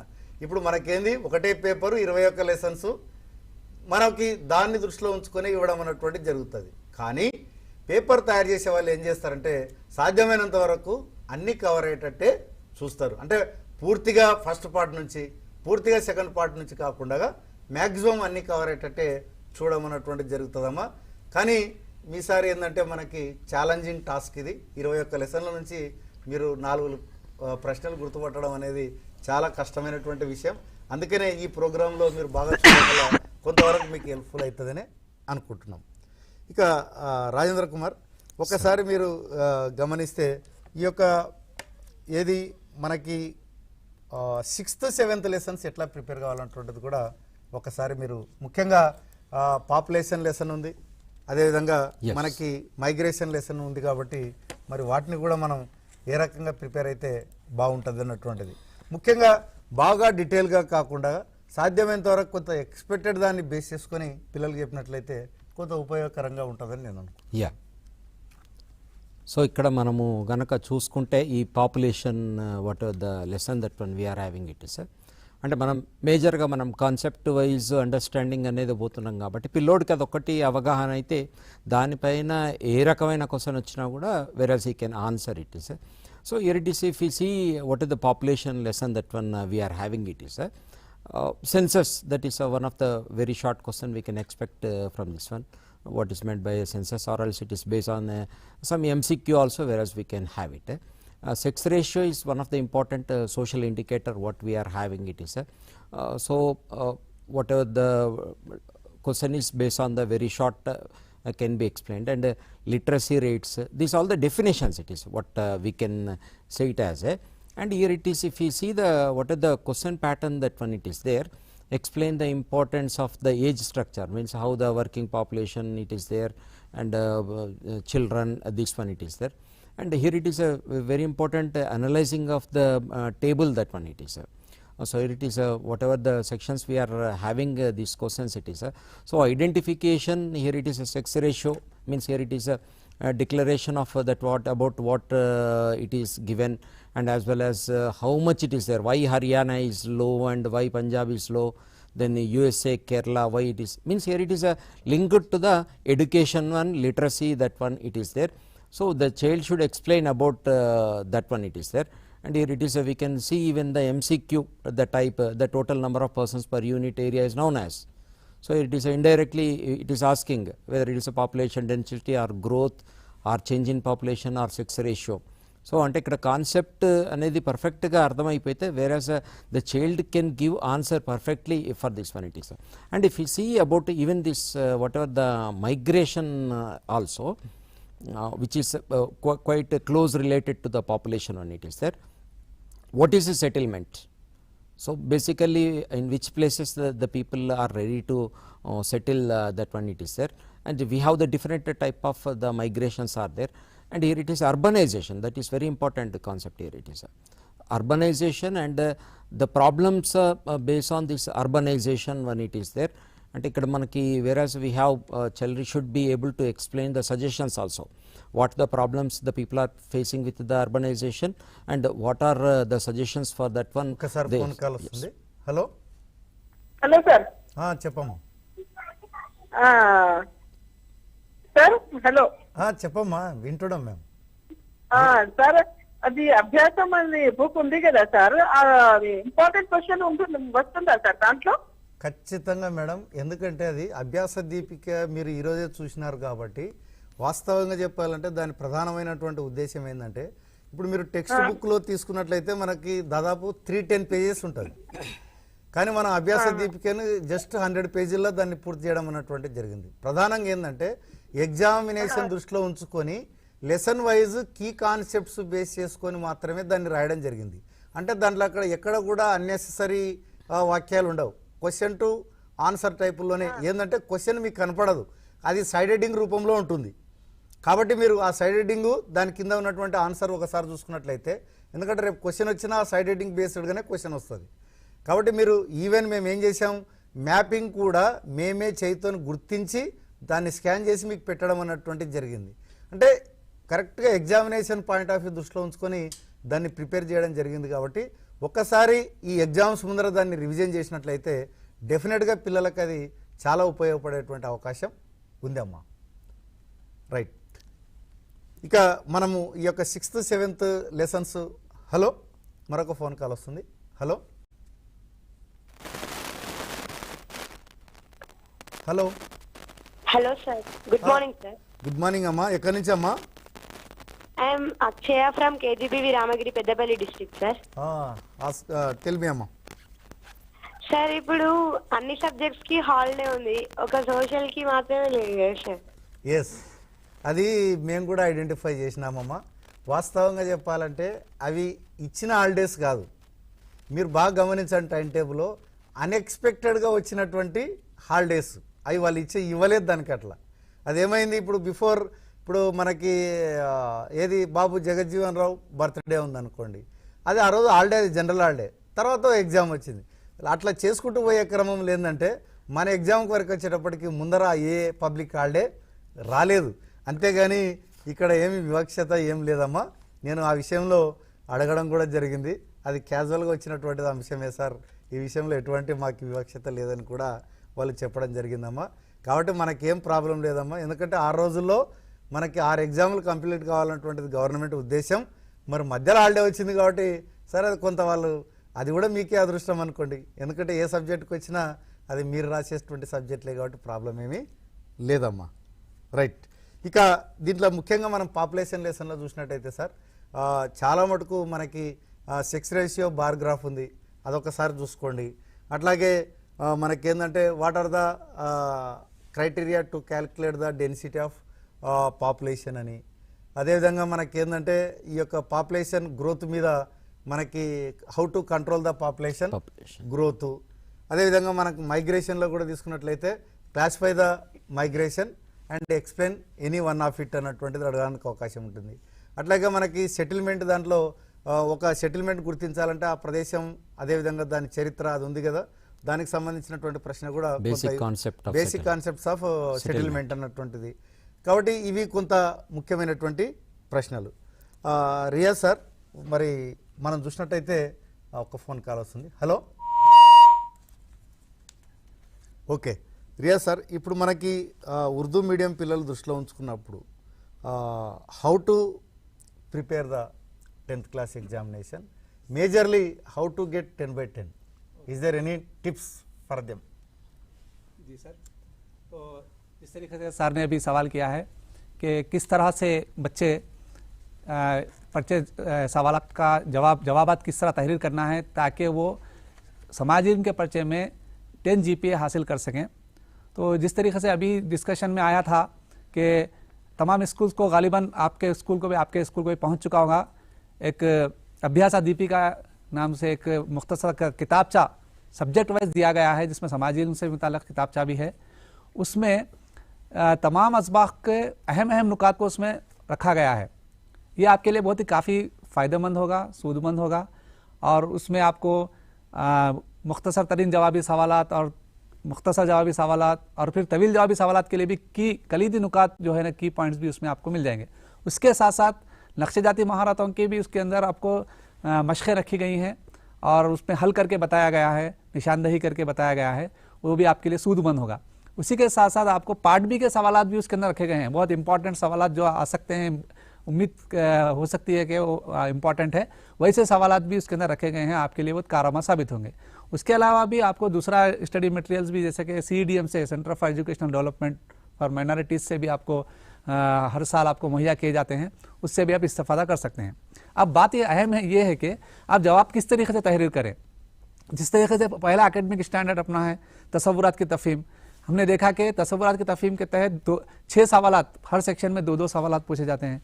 उसमें किस नौइयत के सवालात होंगे, तो आप जानते हैं कि तसव्वुरात की तफ़हीम के तहत जो सवालात आएंगे उसमें वजाहत करना, वजूहत बतलाना, मुशाबिहत और फ़र्क बतलाना, दर्जाबंदी करना, जिस तरीके से अगर हम पहले जैसा माहिरीन से दूसरे ज़ुबान के माहिरीन से डिस्कशन में आया कि पहले अगर हम सबक का लेंगे तो हिमालय की अहमियत बयान कीजिए, हिमालय किस तरीके से हिंदुस्तान की ज़राअत के लिए सूदमंद है, कारआमद है, बयान कीजिए।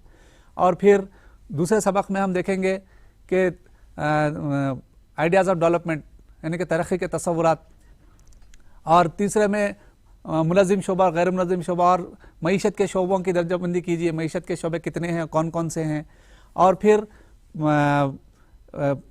मशरिक़ी घाट और मगरिबी घाट में क्या फ़र्क बतलाइए, इस तरीके के सवालात। और फिर अगर हम आबादी के सबक में देखेंगे तो हम देखेंगे कि उम्र के लिहाज से आबादी में की दर्जाबंदी किस तरह की जाती है, या बस्तियाँ जो सबक है उसमें हम देखेंगे बस्तियों की दर्जाबंदी किस तरह की जाती है। इस तरीके के सवालात, मिसालें देना, मुशाबियत और फ़र्क बतलाना, ये इस तरीके के सवालात होते हैं। तो जवाब किस तरह लिखना है, ये रास्त तौर पर आप जो सवाल सब्जेक्ट आपने जो पढ़ा है, इसके अंदर मुतालिया किया है, उससे मुतालिक डायरेक्ट रास्त तौर पर आपके जो फ़हम है, फ़हम से मुतालिक इसका सवाल होता है और उसका जवाब लिखना होता है। अब आइए दूसरा जो हमारा तालीमी मेयार है एकेडमिक स्टैंडर्ड 2, दिए गए मतन का मुतालिया, यानी कि एक पैराग्राफ दिया जाता है और पैराग्राफ देने के बाद उसका जवाब किस तरीके से लिखना है। तो सबसे पहले हम देखेंगे पैराग्राफ का अच्छी तरीके से आपको मुतालिया करना है। मुतालिया करने के बाद पैराग्राफ में क्या मजमून दिया गया है, तो सबसे पहले आप अपने तौर पर उस मजमून से मुतालिक। Yes sir. Hello hello hello నమస్తే సార్, చెప్పండి సార్. కలిసింది సార్, లైన్ లో ఉండమన్నారుగా అఫ్జల్ మియా. క్వశ్చన్ అడగండి సార్. క్వశ్చన్ అడగండి. Doubt sir, do you have any doubt sir regarding question paper sir? Hello, okay right, continue sir. हाँ, तो जो अगर पैराग्राफ का जो हम जानते हैं कि पैराग्राफ से मुताल्लिक़ सवाल दो सेक्शन है, सेक्शन नंबर 2 और सेक्शन नंबर 3 में, यानी कि 4 नंबर या 6 नंबर का सवाल पूछा जा सकता है। तो सबसे पहले पैराग्राफ किस जो मजमून है उससे मुताल्लिक़ आपको एक जुमला लिखना है, जो अपने तौर पर लिखना है, जिसके लिए एक निशान होगा आपको। फिर उस पैराग्राफ में जो मतन मजमून दिया गया है उसके असबाब क्या हैं, उसके असरात क्या हैं, इम्पैक्ट्स क्या है उसके, और आपके उससे मुताल्लिक़ कुछ ज़ाती तजुर्बात हैं या फिर कुछ मिसालें देना है, तो उसको आपको उसके पॉइंट्स वाइज आपको उसको तहरीर करना है। उसके लिए आपको अगर 2 नंबर का 4 नंबर का सवाल है। Hello hello sir, good morning sir. Good morning బాబు, చెప్పు. సార్ నేను ఖమ్మం డిస్ట్రిక్ట్ చింతకాని మండలం కుదుమూరు స్కూల్ నుంచి మాట్లాడుతున్నా సార్. చెప్పు బాబు.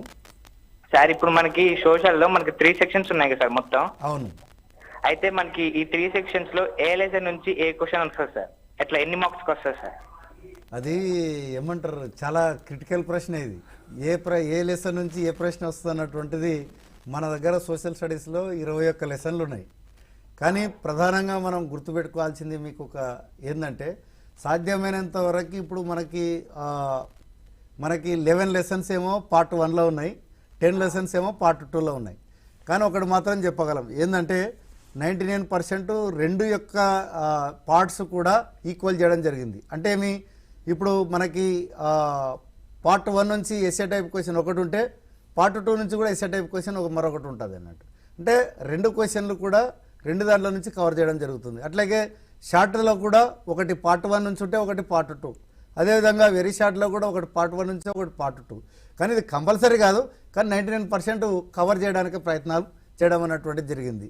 కాబట్టి మనకి ఏంటంటే ఏ లెసన్ నుంచి ఏ ప్రశ్న అన్నటువంటిది ఊహించడం అన్నటువంటిది చాలా కష్టమైనటువంటిది. కానీ ఒకటి చెప్పగలం, ఏం చెప్పగలం, ఫస్ట్ లెసన్ ఉందంటే దాంట్లో ఒక ఎస్ఏ టైప్ క్వశ్చన్కి ఛాన్స్ ఉంటుంది, అదేవిధంగా మ్యాపింగ్ స్కిల్స్కి ఛాన్స్ ఉంటుంది, అది లొకేషన్కి సంబంధించి. రెండవ పాఠం ఉందంటే మనకి టేబుల్ మీద ఎక్కువ ఫోకస్ ఉంటుంది. మూడో పాఠం ఉందంటే అక్కడ కూడా టేబుల్, అదేవిధంగా వ్యవస్థీకృత కొత్త దానికి అడగడానికి అవకాశం ఉంటుంది. మనకి 4th లెసన్ ఉందంటే గ్లోబల్ వార్మింగ్ మీద ఒక క్వశ్చన్ ఉండడానికి అవకాశం ఉంటుంది. అట్లాగే మనకి ఏది factors influencing climate and weather అన్నటువంటి దాన్ని అదొకటి ఉంటుంది. ఇక 5th లెసన్కి వస్తే హిమాలయ నదులు, అదేవిధంగా ద్వీపకల్ప నదులు, దాని తర్వాత ముఖ్యంగా పారాగ్రాఫ్ కి ఎక్కువగా స్కోప్ ఉండడం అనేటువంటిది జరుగుతుంది. ఇక 6th లెసన్కి వచ్చినట్టయితే మనకి ప్రధానంగా సెక్స్ రేషియో గ్రాఫ్ ఉంది, అదేవిధంగా జనాభా పెరుగుదల గల కారణాలు గడడానికి అవకాశం ఉంది.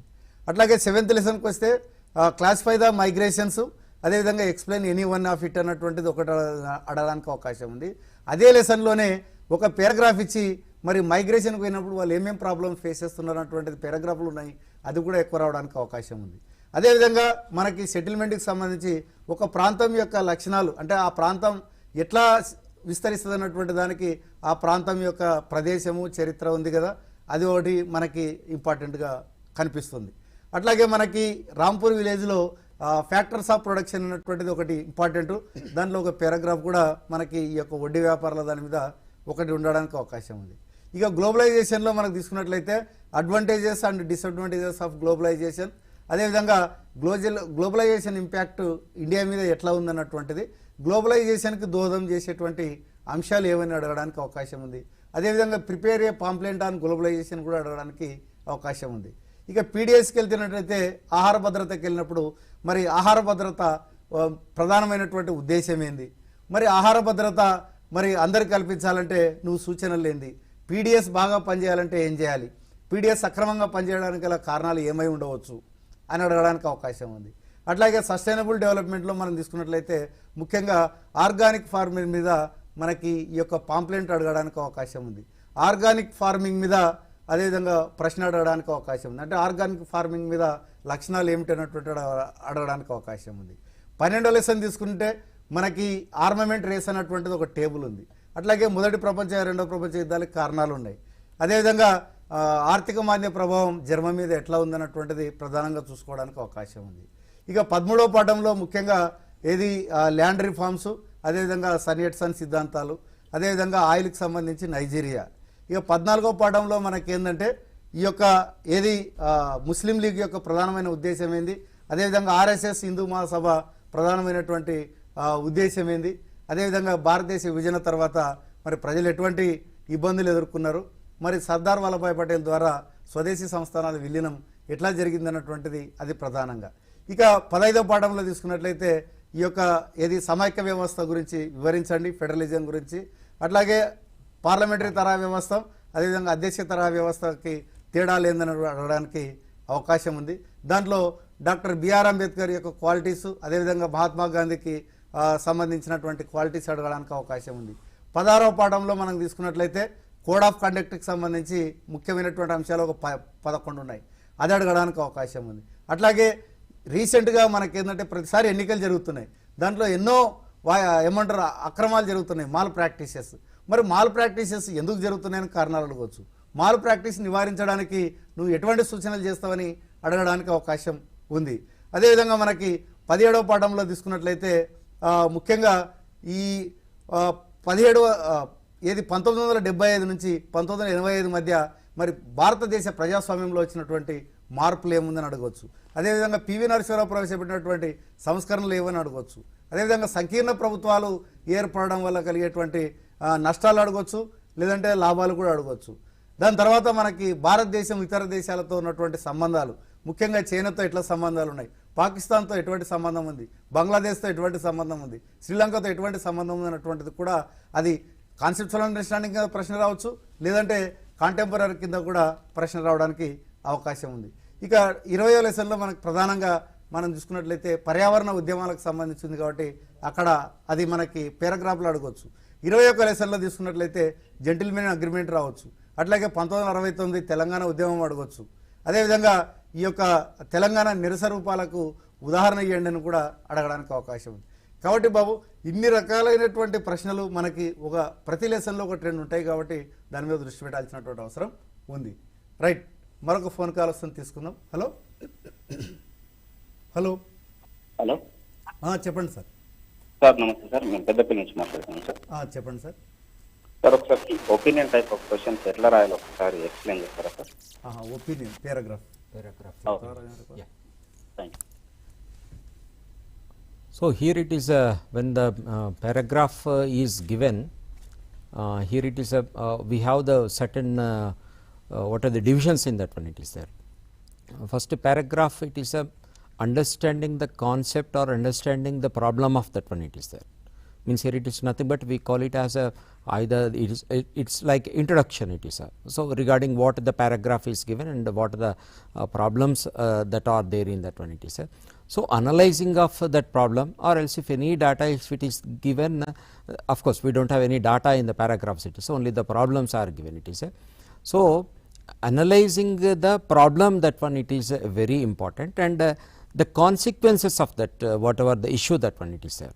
So, this is the third part. The first part is introduction, second is analyzing, and the third part is that one, what is the consequence of that one, it is there. And the next one, it is whether it is a result or whether it is a solution or suggestion, that one has to be there. So, here it is a 1-1 part, whereas the mark division also, that one, it is there. So, simply instead of the writing the same paragraph, if the students will go in this manner, then can be done very well. కాబట్టి sir Rajendra Kumar చెప్పినట్టు ఏంటంటే ప్రధానంగా మీరు గమనించాల్సింది ఏంటంటే మన academic స్టాండర్డే ఇచ్చిన అంశాన్ని చదివి అర్థం చేసుకొని వ్యాఖ్యానించడం కాబట్టి మరొక ఫోన్ కాల్ వస్తుంది. Hello hello sir. చెప్పమ్మా, ఎక్కడి నుంచి? Sir from KGBV Ramagiri sir. చెప్పమ్మా రామగిరి. సార్ బిట్ పేపర్ చాలా టఫ్ ఇస్తున్నారు కదా సార్. అవును, అంటే 21 లెసన్స్ బిట్స్ ప్రిపేర్ అవ్వడానికి కష్టం అవుతుంది సార్. అవునమ్మా. మొన్న ప్రీ ఫైనల్ లో కూడా 20 మార్క్స్ కి 11 వచ్చినాయి సార్. అయ్యో, కొంచెం అంటే ఎట్లా ప్రిపేర్ అవ్వమంటారు సార్ బిట్స్ కి? అంటే ఎక్కువ ఏ లెసన్స్ నుంచి? ఎస్ అమ్మా, ఒక సింపుల్ నీకు ఏంటంటే మొన్న నువ్వు సోషల్ టాలెంట్ టెస్ట్ రాసినావా? మనం లేదు సార్, మా స్కూల్ నుంచి రాసేది సార్. రాసినారా? మీకు మీ సార్ తెచ్చి ఆ పేపర్ పెట్టిండా మీకు? పెట్టిండా? ఇప్పుడు ఏం చేయండి అంటే మనకి 3 రకాల పేపర్లు అందుబాటులో ఉన్నాయి. నేను తర్వాత మీ సార్ నాకు కాల్ చేయమని చెప్పు. మండల స్థాయిలో ఒక పేపర్ తయారు చేసినాం మన పాఠాల నుంచే. డిస్ట్రిక్ట్ స్థాయిలో కూడా 20 లెసన్లో నుంచి 100 బిట్లు తయారు చేసినాం, 21 లెసన్లో నుంచి. అట్లాగే స్టేట్ లెవెల్లో కూడా 21 నుంచి 100 బిట్లు తయారు చేసినాం. నీకు ఆ 250 బిట్లు పంపిస్తాను మీ సార్కి. అవి ఒక్కసారి ఏం లేదమ్మా, మంచిగా చూసుకుంటావు, ప్రాక్టీస్ చేసేసుకో. ఖచ్చితంగా నీకు మంచి మార్కులు. అదే కాదు, ఈవెన్ వెరీ షార్ట్ క్వశ్చన్స్ కూడా ఆ పేపర్లు రాయడం వల్ల నీకు కవర్ అవుతాయి. ఎందుకంటే మేము 21 లెసన్లను క్షుణ్ణంగా చదివి అవి బిట్లు తయారు చేయడం జరిగింది కాబట్టి డెఫినెట్గా దానిలో నుంచి రావడానికి అవకాశాలు ఉంటాయి. కాబట్టి మీరు దాన్ని ప్రిపేర్ చేయమ్మా. డెఫినెట్గా ఈసారి నీకు పబ్లిక్లో 20కి 20 వస్తాయి. ఏం భయపడకు దాని గురించి. ఖచ్చితంగా నీకు మంచి మార్కులు వస్తాయమ్మా.